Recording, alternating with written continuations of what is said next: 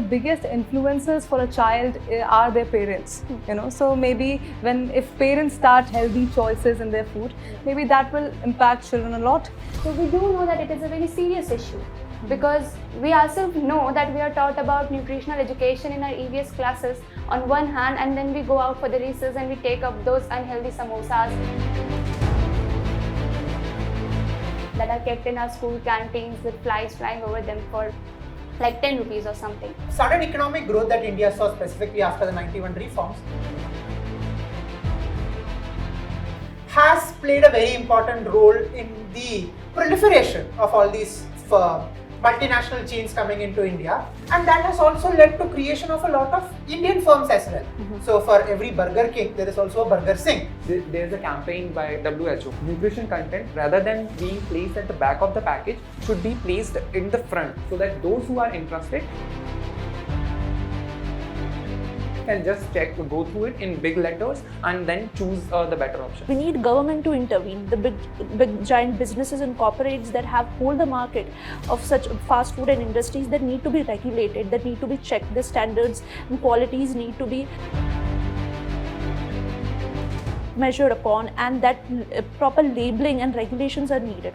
Over the last 2 decades, India has seen a remarkable shift in food habits, may it be in urban areas or rural areas. While it is very convenient, it is impacting our health, economy, our culture, and the society as well. So hello and welcome in the very first episode of NextGen Talks, our brand new initiative, where the voices of NEXT IAS will be discussing these contemporary issues, current events, current affairs in great detail. And the theme of today's session is fast food versus health. Can India find the balance? This topic is highly relevant for examination as well as daily life perspective. Now, let me introduce you to the students that we have today. These students are from our GS Foundation course. We have Abhiram here with us, then we have Poonam, we have Avni, and then we have Kshitij Raghuvanshi. Fast food chains and delivery apps do simplify eating out or ordering in. They bring in convenience, but at the same time, they bring in very drastic impacts as well in our health related to obesity, diabetes, heart diseases, cardiovascular diseases, non-communicable diseases as well. According to FSSAI, report highlights adulteration in dairy products like paneer, which is very impactful to our health. Then we have, as per to Ministry of Food Processing Industries, but alter farming patterns and supply chains, as noted in the Economic Advisory Council of Nutrition report. GST policies, detailed in GST Council updates, raise fast food and beverage costs, encouraging healthier choices and supporting small eateries while influencing consumer behavior and industry dynamics. So let's start today's discussion with Kshitij here. Kshitij, the first question that I would like to ask you is, fast food is often linked with rising problems like obesity, diabetes, high blood pressure, and in what ways do you see these fast food adding to these health issues in India? Actually, fast food is the growing concern in India regarding health. It has led to many of the lifestyle diseases, be it obesity or diabetes or mental health as well. In obesity, a recent report from the National Family Health Survey has reported that 24% of women and 23% of men are affected by obesity in our country. Similarly, the children, more than 3% of the children of today are facing overweight or overweight and obese issues in today. Regarding diabetes, we all know that India is one of the diabetic capital of the world. Second highest number of diabetics are in India. 134 million people are suffering from diabetes in India. And the major concern with fast food is that it leads to type 2 diabetes, which is more common adults and children as well. So it's a big concern regarding the same too. Again, a report from this Indian Council of Medical Research, National Institute of Nutrition, has reported that 56.7% of the health burden is due to poor diet, which the poor diet simply implies that people are not having more of nutrition rich food and shifting their foods to the fast foods or junk food. And this problem can be as early seen in from the fetal development to the pregnant women. From pregnant women, it leads to the fetal as well. So it can be a big concern over the time if the things goes the same way. Recent reports again suggest that adulteration in paneer or in milk, which is very commonly served to children, can lead to cognitive decline of the people. Alzheimer's is in US, a report suggested that Alzheimer's can be related to adulterated food. So it's a big concern. We need to look it into a very serious note. Very rightly said, Kshitij, that this big issue of fast food is impacting different age groups differently. And one of the most targeted, one of the most impacted age group is younger generation. So moving forward with the question to Avni, children and teenagers are the biggest consumers for fast food. And because of the taste and heavy advertising done by the big companies, how does this trend affect their eating habits and health in the longer run? Well, indeed, the children and youth of our country specifically are very much influenced by all the junk food trends that are going on. One of the major reasons behind it is the lack of nutritional education that we give to the youth of this nation. Also, I believe that it's not only the junk food. I believe that adulteration, like he said, it has entered a food chain. And it is not only about the high fat, salt and sugar food that we are eating. It is about even the raw material of the food using which it is being prepared, which has been adulterated. So in present time, most of the students and the working professionals don't have enough time to look after their dietary practices, and also they are heavily influenced by the famous celebrities and whatever campaigns and advertisement that are being going on. So it eventually leads to formation of various cardiovascular diseases and type 2 diabetes, hypertension, and various other types of non-communicable diseases. Approximately 56% of disease burden of India is contributed by non-communicable diseases. So I believe that there should be better implementation of programs that are being implemented by the government. For example, national program on for combating non-communicable diseases, and there is one portion schemes that try to combat this issue of poor nutrition from the very early stage, from the fetal stage itself. So all these needs to be bring into limelight. Absolutely, I completely agree with you on this, and I also feel like children are more, they are more, into advertising and social media campaigns that are going on. There are many social media influencers also which sensationalize eating junk food, food vloggers. So moving forward with the question to Poonam, how can technology like apps and social media be used to promote healthier eating habits among Indians, especially children and teenagers? So, as Avni has rightly pointed out, that social media and influencers are promoting unhealthy food, and what children and youth are especially attracted to this. So, we can use same social media platforms to promote healthy food also. We can use nutrition app to track our daily carbs and proteins track and everything. We can also include a family plan in this, where father is eating this much of amount of his protein and taking his sugar and everything could be tracked. So we can use as an app also. Other thing is we can use social media and influencers and celebrities, athletes, doctors, and everyone so to promote healthy food culture. We can and also to encourage the trend of a healthy podcast. Listening to the health podcast could also be beneficial in this. Other things we can do is like we can collab with the big brands, celebrities. We can have a partnership with the school from the school level with the colleges, such as a partnership with and collaborations with the Bollywood celebrities could help. They are already promoting the keto diets and intermediate fasting and healthy options, so we can go for that also. And yeah, this is how we can, social media can be beneficial also.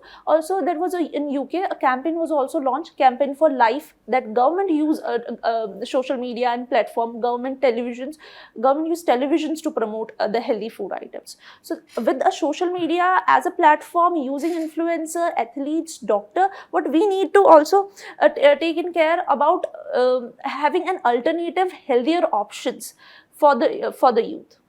That's very nicely put, Poonam. And I would like to add something to it, that the biggest influencers for a child are their parents. You know, so maybe if parents start having healthy choices in their food, maybe that will impact children a lot.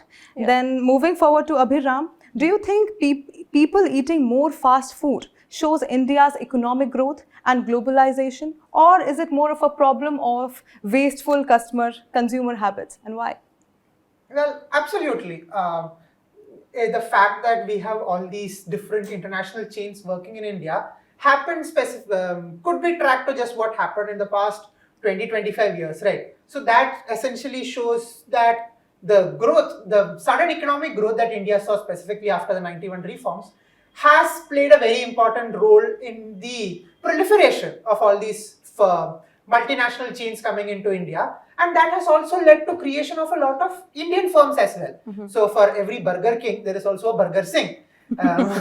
So in that sense, there is this proliferation of Indian firms also entering into the market. So all of that definitely shows the evolution of Indian market and how Indian consumers have been becoming richer and they are able to afford and consume all these products. So definitely that is very true to say that there is I'd say that the more important aspect that's happened is the growth and this evolution of market than it just being a consumerist fad. Right, and that was a humorous thing to say. For every Burger King has a Burger Singh, and these Burger Singhs, these are very prevalent in canteens in the schools, and it is very disheartening and saddening. So moving towards Avni's question, schools are meant to promote healthy habits, and yet junk food is often available right outside school gates and sometimes in the school canteens as well. Do you think banning or restricting this fast food around schools or in schools is necessary? Is it the need of the hour? Why or why not? Well, this suggestion is not coming out of the blue, definitely. We know it is not only theoretical, because as per the FSSAI regulations proposal of 2019, FSSAI has also proposed that selling and advertisement of junk food should be banned around the school campus up to 50 meters. Gujarat government has also agreed to it. And similarly, the expert committee by for women and child welfare has suggested that ban should be up to 200 meters. Right. So we do know that it is a very serious issue, because we ourselves know that we are taught about nutritional education in our EVS classes on one hand, and then we go out for the recess and we take up those unhealthy samosas that are kept in our school canteens with flies flying over them for like 10 rupees or something. And we also know that these are usually impromptu buys, and also convenience buys, because it is not difficult for a student of a private school to have 10 to 20 rupees cash with him or her, and it would be easier for them to savor those bites. So yes, banning these foods in the canteen and around the school campus will definitely help lower the consumption, but it cannot guarantee its impact on overall health of the student, because it is we cannot guarantee that the student cannot go beyond 200 meter and then buy up the same thing he would buy otherwise. Also, there is no monitoring on the same. Plus, it would impact the economic health of the small street vendors also. So, while it is a great step, it also lacks clear definition of what exactly is junk food. So, we do need to focus on what is junk food, how we can combat it, and the better solution would be to provide healthier and also tastier alternatives, because students and youth especially tilt toward the taste of the food. That's true. One more point I want to add with Avni, that recently Government of India has also started to promoting sugar board in school level to check and regulate how much sugar has been consumed by the students. So this raised the awareness among the students, and from the very childhood age they are aware of the disbenefits of the sugars and sugar, and they can inculcate this behavior also. Right, and not only that, the government also had certain rules through FSSAI, where there are quality checks, where there are food safety checks and labels. So coming to the next question, even there are provisions of even ban in junk food in school premises. So do you think that these quality checks are being done rigorously in the ground level, or are we just talking about it on paper? And if that is not happening, then what are the challenges that we are facing? Definitely, Food Safety and Standard Authority of India has launched its Labeling and Display Regulation Act of 2020. With this, what they have is various safety check where they look after the hygiene standards and quality, adulteration, and everything else. They have a display also of this, the display regulation, where they have to display what is the content of content that is being an ingredient that is being used in their fast food. So there are various regulations. But there are various ground level challenges also in implementing those decisions and framework of the government. There are certain challenges like we lack manpower, we lack infrastructure, we lack proper infrastructure to regulate these inspections. But there are various other campaigns like Pan India Surveillance and Safety on Wheel, where Government of India is trying hard to promote the check on the safety standard. Other challenges are this: we have more of the street food culture. It's very informal, and it's also very it's most part of it that is very unhealthy, and fast food youth are getting. So we have to tap on that also. So if informal sectors it's being a challenge to us. Other is that we have a regional disparities also. Some region are implementing the Food Safety Standard Authority regulations very stringent, and others are lacking. There is a corruption, there is non-compliance in this. So we have to look after these certain challenges. That's true. That's absolutely true. And as you've mentioned, that food adulteration, it's a big challenge. And according to FSSAI, data from 2023-2024, where 1.5 lakh samples were analyzed, and out of them 33,000 were found in high rates of adulteration, especially in dairy products like paneer. And there was a recent trend going on in social media about the creators were going to big food chains and they were testing the samples of paneer, and they also found out that the paneer was adulterated. So my next question is to Kshitij. What do you think are the main reasons behind such high adulteration, and how can stricter policies or consumer awareness help reduce it? The first question, that why people prefer these adulterated items, regarding that, I would say that first is the high cost. If you get to the market to buy the pure product, be it paneer, be it milk, you will find it at a higher cost. If we go to a dairy shop, you will find both the alternatives, that gold milk with full cream and all. You have a different version, and they know, even the consumers know, that the one with less price is somewhat adulterated, right? I have read a report regarding this adulteration only. Paneer with starch, then milk with urea. Urea, which we use as a fertilizer in the fields, is being used in milk, which is going to be used for the drinking purposes. So it's very dangerous for the health of the people. The reasons being it is cheaply available, and to maximize the profit, people choose for that, and also that it is not even available. People are not, even I go in the market with a bundle full of money to buy a pure product, I don't get it easily. That is the problem. And from the growth of these ingredients, be it fruits or veggies, to the market in which it is sold, the whole supply chain is actually filled with some lacunas which have not been covered yet. So this is something which need to be dealt regarding the policies, which can be stricter implementation of the safety regulations and the quality checks. Quality checks have, just as Poonam mentioned, that the problem lacks here is monitoring. Monitoring is a big issue. Monitoring lacks. People just go in the market, though they want the healthier option, they don't get it. If you don't get it, you will have to use something. So that is something which you need to be worked upon. And cold storage, be it cold storage or this front of the label, front of the package, nutrition label. There's a campaign by WHO that the nutrition content, rather than being placed at the back of the package, should be placed in the front, so that those who are interested can just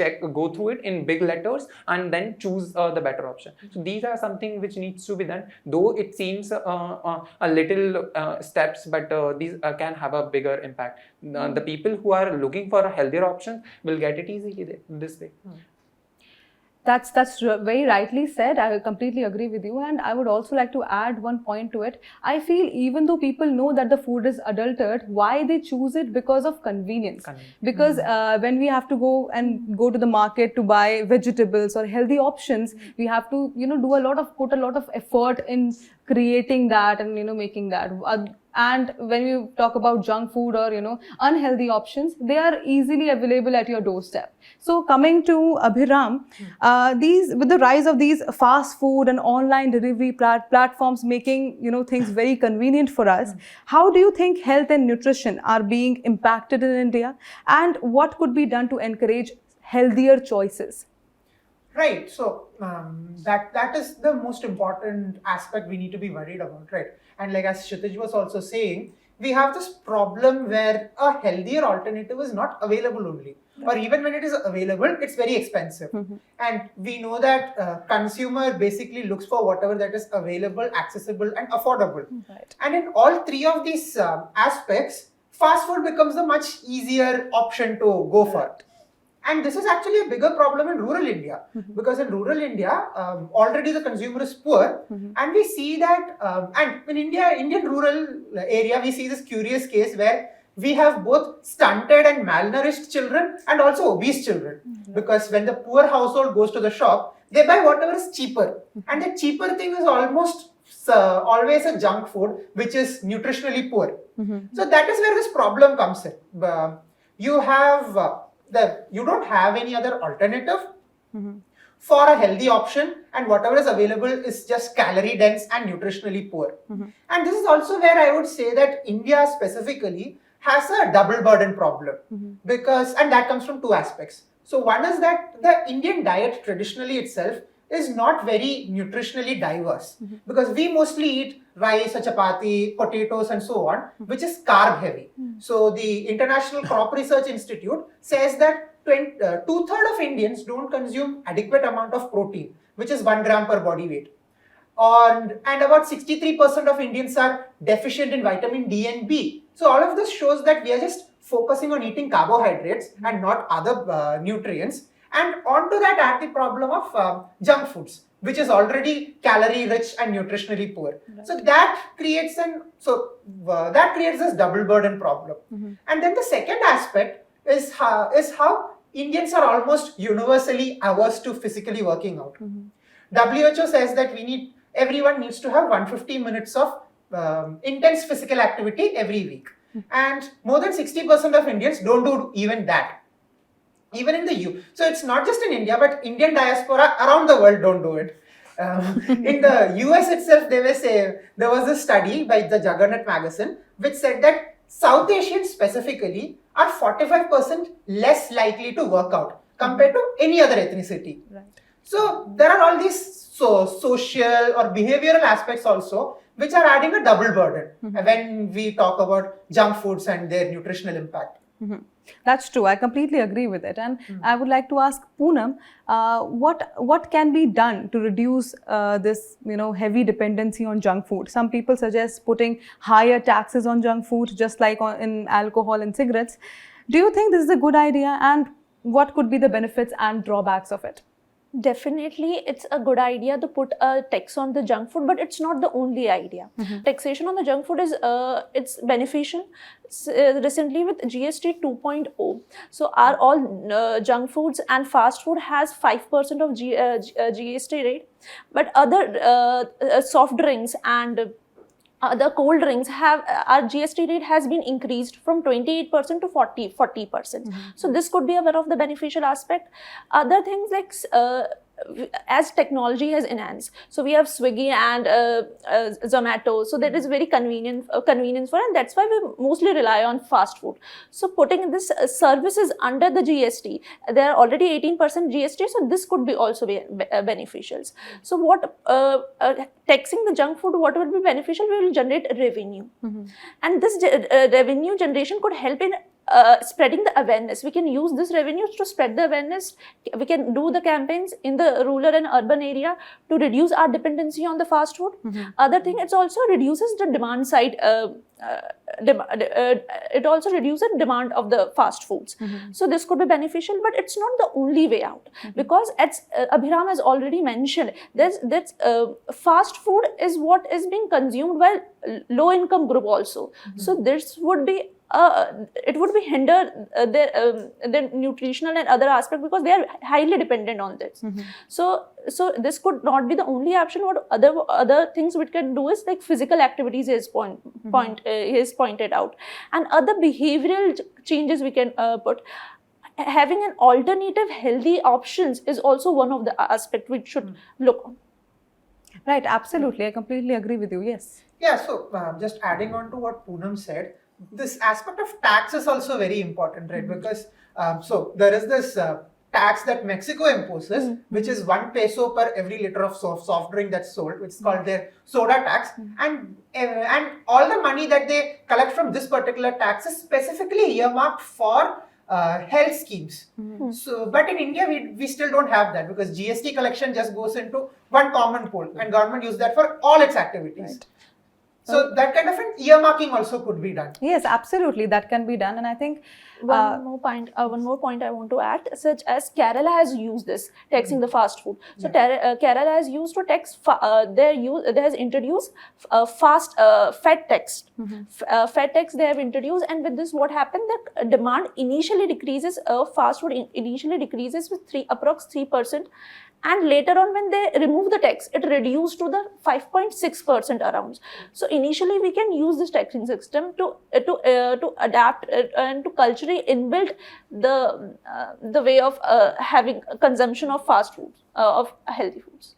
Absolutely. And I think with this taxation system, and I think with imposing such taxes and this taxation system, we can also improve on the healthier eating habits. We can also impose such things through social media, as we've already discussed. We can do that. And I also think that students especially they fall into peer pressure also a lot of times, because a friend is eating something.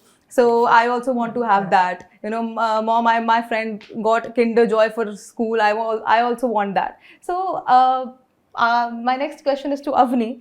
How does this peer pressure and social media marketing influence the food choices that young people specifically have today? And what role can education play in encouraging healthier options? Well, I believe India is now one of the countries where we are getting mobile data for lesser cost than healthy food options. That's true. So it's easier for youth of a nation to fall in the trap of fake influencers. And also we cannot ignore the fact that in urban areas specifically, the working professionals don't have enough time to prepare healthy lunch boxes for their children. So they often order in or given the food prepared last night for the tiffin boxes, or they just hand in the money to their kids. But we cannot look at everything from the urban perspective. In rural area, while the data has reached, nutritional education has not. So there is a lack of nutritional education even among students and also among the parents. So social media is not only influencing the youth, it is also influencing the elder generation. So we need to work on at a broader level. While we are inculcating nutritional education, we should also include topics like health ambassadors. We should create students from particular schools or grades or wing-wise. Certain students should be marked as health ambassadors so that they motivate other students. During the parent-teacher meeting, there should be seminars or webinars or videos should be circulated via WhatsApp. And parents should also be informed. There was a trend that was going on recently about fruit breaks, specifically in northern India, where CBSE urged students to bring one fruit daily, and they would give 15 minutes to students. So it was a good initiative. So such initiatives need to be promoted more, I think. Absolutely. And I think not only through social media, we should also be influenced by different countries doing great work. As we can take the example of Japan. Do you have something to add on to that? Yes, actually, I'm very obsessed with Japan's food culture. Right. We as a children have never loved broccoli, but the Japanese children love broccoli, having it every day in their meal. The schools in Japan are designed in the curriculum is designed in such a way that first parents are made aware of the nutritional value, then it is transmitted from parents to the children. So children's, if they are not even made available to the chocolates and all, they are discouraged to have that, and then they are made to know the nutritional value of their particular food being served to them. In compare it with US, in US schools and colleges openly offer unhealthy foods, junk food in their premises, which is the big concern. We can learn from Japan that not only the parents are sending good food, they are actually using hot pots. The tiffin box is actually I think thermoplasted or something like that, that the food stays hot for the longer time, and even you can reheat it in the school premises itself. So this is something which we can learn from Japan. Then another example comes from South Korea, that I have seen. They have their snacks, one snack which is crisped seaweed. Seaweed in itself is a superfood, and you are having it as a snack. So you are adding to your nutritional value, and then the craving factor is also solved here. In India also, we have recently seen this trend of makhana as an alternative of popcorn, then fruits, then rice noodles as an alternative of instant noodles. So these are something which every part of the world is promoting, because fast food is a global concern. It's not just regional. It's not India specific or urban specific, as he has pointed out. Because example our teacher has given me, that in rural village marriages, they are actually offering chow mein to the people.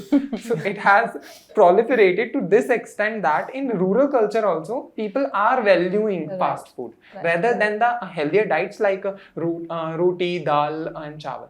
So this is something which needs to be worked upon. And I would like to add one point to it, and that is insane. Yes. Because in India it is up around 60 to 70 years.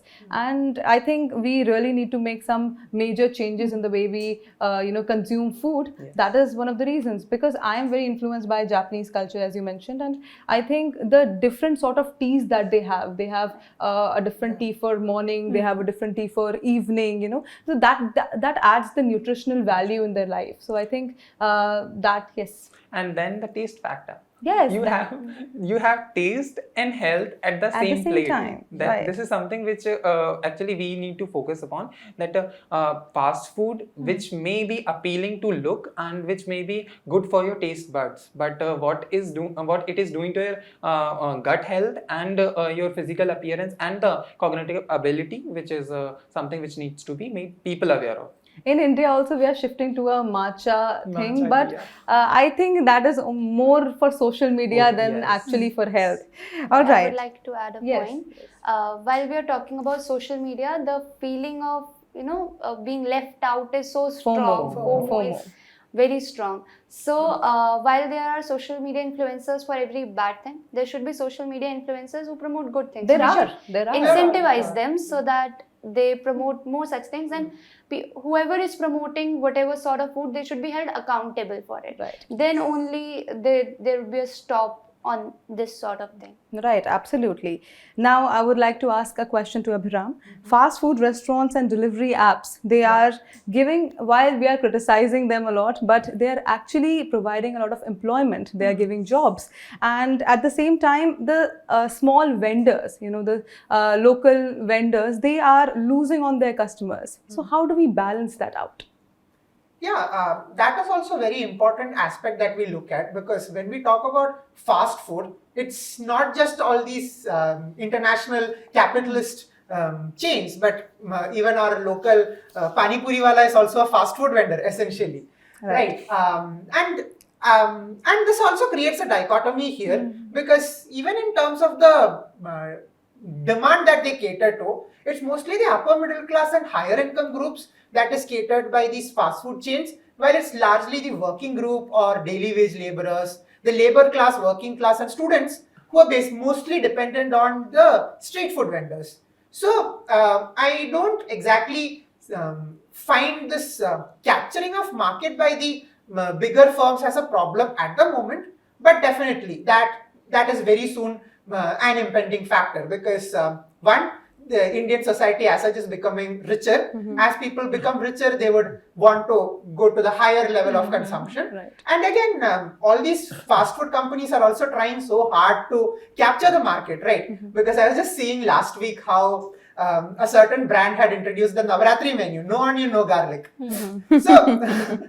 So all of these show how companies are also looking at looking into capturing a larger market, and that can create the problem, because Ministry of Urban Affairs says that 2% of urban population are street vendors, and almost 65% of them are food vendors, and almost all of them are from the poorer brackets of the society. So if they lose out, that's a big social problem, a social economic problem, and I think this is the part we have to look at. So like FSSAI has this scheme called the Safe Street Food Project, where they've been ensuring there is hygiene and cleanliness of premises, while also providing skill development for street food vendors, so that they know how to properly process their food, how to serve it properly without creating any health or hygiene or social issues.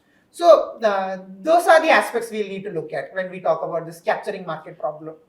Even though street vendors change their, the junk food to the safe food or healthy food for people, how do they tap into these markets? As you've mentioned, the upper middle class, they always go towards these food chains that have already been here since, years, and, they've been capturing the market. So how do they tap into it?